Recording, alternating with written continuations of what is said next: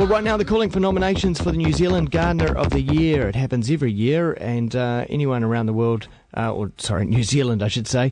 Well, perhaps the world, I don't know, but New Zealand anyway, because it's put on by New Zealand Gardner magazine, can enter.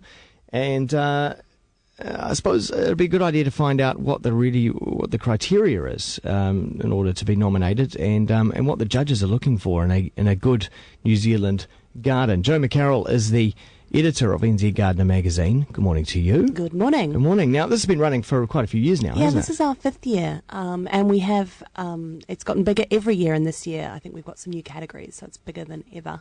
Okay, so there are awards divvied out for certain categories, not just the overall winner. Well, what we have done up until now is celebrated gardeners around New Zealand, and we've had one overall winner. In various regions, right? In various regions, yeah. That's right. But this year we've also got categories for school and community gardens, because that's such an area that so many people are getting involved in right now. Yeah, particularly schools, right? Schools, huge. They've been flooding in from the schools. And it's generally what, vegetable gardening? Edible gardens? It's a surprising number of things. There's a lot of schools are getting into vegetable gardens because obviously people want their kids to know where their food comes from, and kids love growing things they can eat. So that's sort of that simple. But we've had a great school nomination from a school up north that's growing olives and making olive oil. Oh, wow.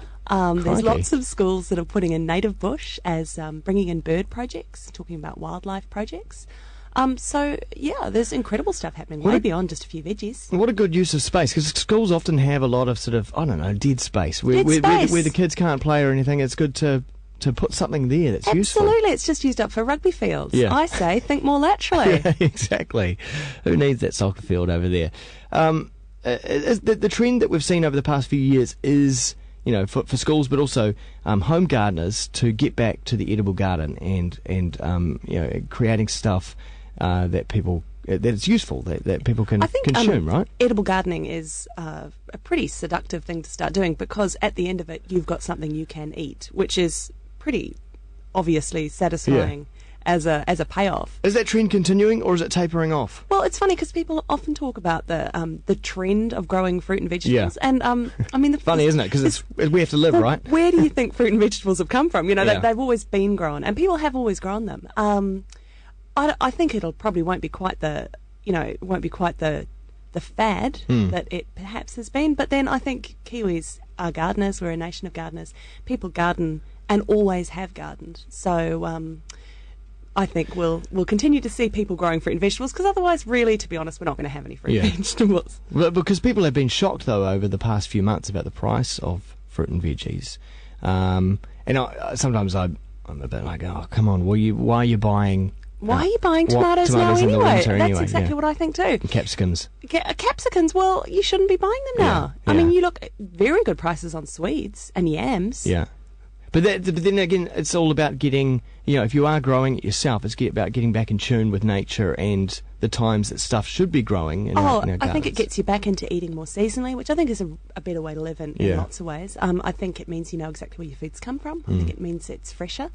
And it just tastes a lot better. Anything you've grown yourself, it's obviously so much fresher and so much more. So beginning of August right now, it's still pretty cold around the country, but should we start thinking about spring and what to plant and what to eat? Well, what we should be doing is thinking about planting. It is a little bit soon to start doing too much right now, and the problem is you've got such cabin fever at this time of year. It's been winter for about 6 months, and you feel like you haven't had a chance to do a thing. You could be still putting in broad beans, maybe putting in Auckland. In fact, around New Zealand you could put in things like peas right now, because they're really good for those shoulder seasons. Well, broad beans are about sort of 30 centimetres high at the moment. I got them in early. Are they?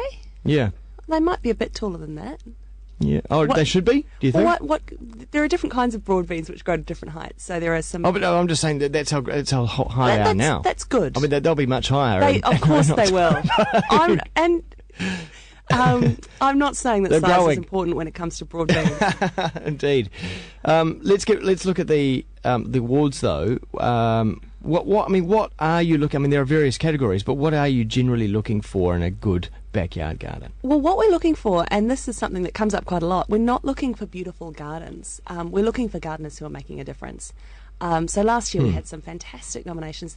Our Auckland finalist had gone house to house in his street in South Auckland and helped his neighbours set up veggie gardens, because it was a community housing area. And it was just to help people make ends meet. Very cool. We had a finalist down in Otago who, over the last, I think, 40 years, had donated 2 million daffodil bulbs to the Otago Council. Wow. And so they're planted all over the peninsula there, and you see these amazing swaths of daffodils, and that's thanks to him and his generosity of giving up those bulbs. They're starting to pop up now, actually, aren't they? They are, and doesn't that just absolutely lift your heart to see the daffodils out? You think, at last winter might end and it might stop raining. But I just hope the local kids aren't going to destroy mine like they did last year. Terrible.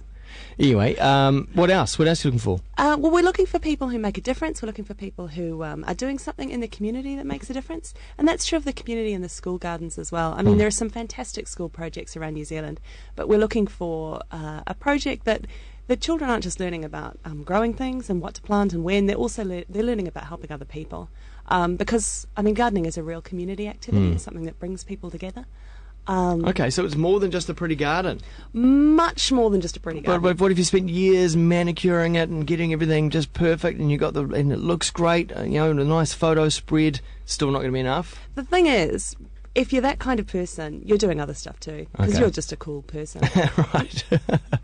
Okay. Well, how can people get involved? Do you have to nominate someone else, or can you nominate yourself? You can nominate yourself, or you can nominate someone else. Yeah.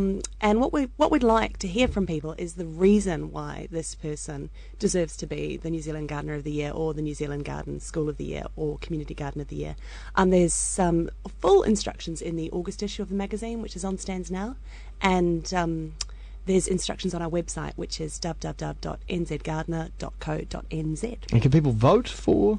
Well, what we do is we get the first round of finalists, and we'll publish those finalists in the November issue of the magazine. Yep. And then it is open to public vote. So then it is down to, because I'm really glad about that, because it's just impossible to choose. Yeah. So it comes down to what the people want. And then the winner announced, or winners announced? The winner is announced in the January issue. Okay, perfect. Joe McCarroll from NZ Gardener magazine, thanks very much for telling us about it. We'll check in with you later on in the year, see how it's going as well.